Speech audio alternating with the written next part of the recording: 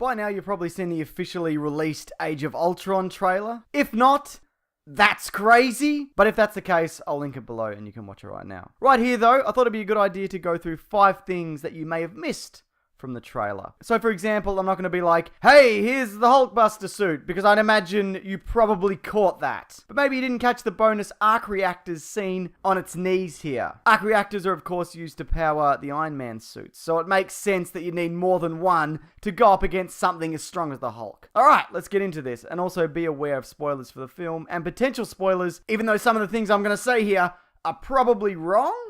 Starting off, just a quick one here. As you can see, this is a very brief shot of Steve Rogers, but back in the 1940s. Joss Whedon confirmed that we will see Peggy Carter, his old girlfriend, in this movie. So I'd imagine this scene will feature both her and Captain America, where she'll be all, "Don't you bloody get frozen," or whatever. And he's like, "I won't. Jeez.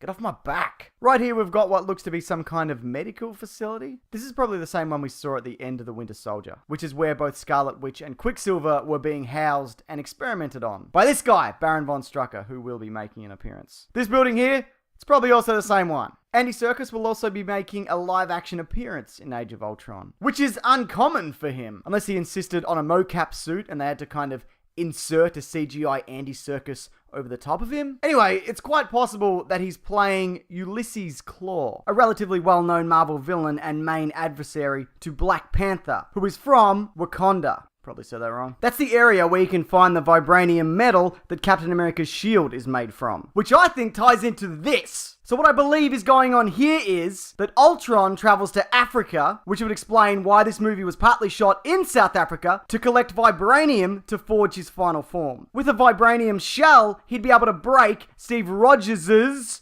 unbreakable shield. That's possible, right?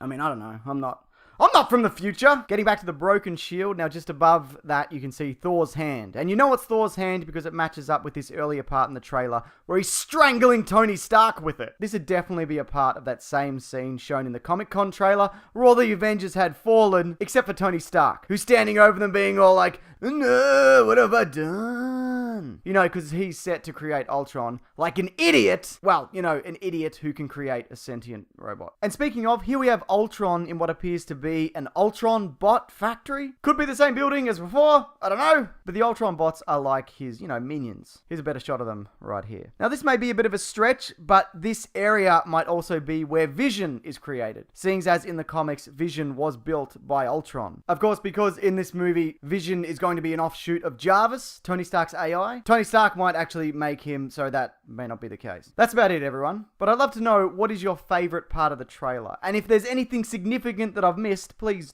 you know, let me know below. Maybe you want to talk about that Pinocchio cover song that ties into Ultron's talk of not having no more strings, no more? Wait a minute. Does that make this another one of those gritty, classic Disney movie reimagining things? Anyways, if you've got anything that you'd like to share, you can leave that below or via my Twitter and Facebook pages, both ending in Mr. Sunday Movies. Also, this Monday on my podcast, The Weekly Planet, we'll be discussing this trailer in more depth, including predictions and whatnot, plus the very best and very worst trailers of all time. That'll be linked below if you're interested. Thanks everyone. Enjoy the rest of your week.